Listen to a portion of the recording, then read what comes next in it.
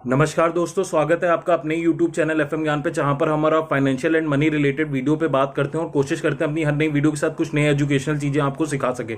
आज के फाइनेंशियल ज्ञान टॉपिक में हम यहां पर एक नई प्लेलिस्ट स्टार्ट कर रहे हैं, जिसमें कि जो भी स्टॉक्स के बारे में आप हमसे कमेंट में अपनी राय पूछते हैं उसके बारे में हम यहां पर कोशिश करेंगे 2 मिनट के अंदर एक शॉर्ट और क्रिस्प एनालिसिस करने के लिए, ताकि आपको भी उस शेयर के बारे में थोड़ा सा आपको आइडिया हो सके। तो अगर आप भी किसी शेयर के बारे में चाहते हैं हमारे थ्रू एनालिसिस के लिए, तो कमेंट करके जरूर बताइएगा।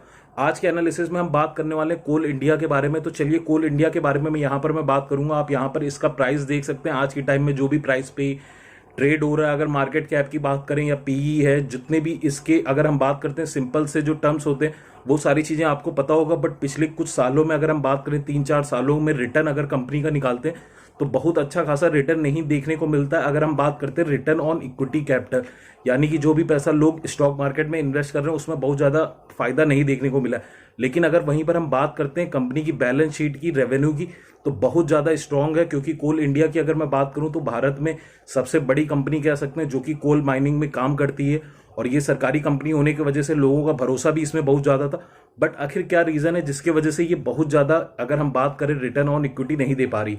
तो पहला रीजन मैं समझाना चाहूंगा, क्योंकि आने वाले टाइम अगर हम देखते हैं तो इलेक्ट्रिकल व्हीकल का है, जिसमें फ्लूइड या फिर आप कह सकते हैं बैटरी की जरूरत होगी। तो यहाँ पर कोल का जो यूज है आने वाले आगे के टाइम में वो बहुत कम देखने को मिल रहा है। तो फंडामेंटली अगर हम बात करें तो शेयर मार्केट खाली बैलेंस शीट पे ही नहीं वर्क करता, बल्कि कंपनी का या उस सेक्टर का फ्यूचर कैसा है वो भी चीज देखनी होती है।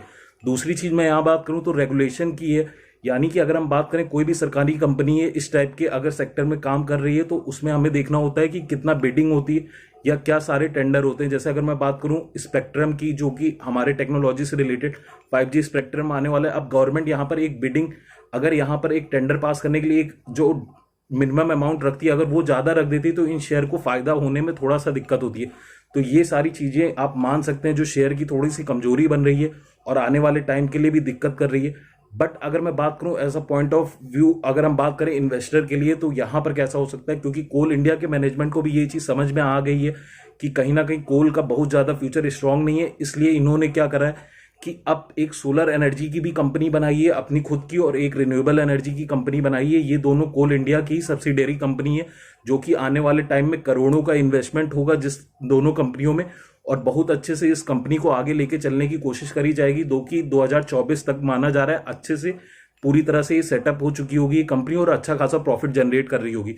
तो अब यहां पर समझना होगा कि लगातार स्टॉक प्राइस गिर रहा था अच्छे रिजल्ट अनाउंस होने के बावजूद। इसी वजह से कंपनी ने हायर डिविडेंड की भी बात करी है, जिसकी वजह से स्टॉक प्राइस वापस से गेन अप होने लगा। तो अगर हम बात करें कोल इंडिया और रिन्यूएबल एनर्जी की, अगर हम बात करते हैं सोलर एनर्जी या रिन्यूएबल एनर्जी की, तो आपको ही पता है इसका फ्यूचर बहुत ब्राइट है।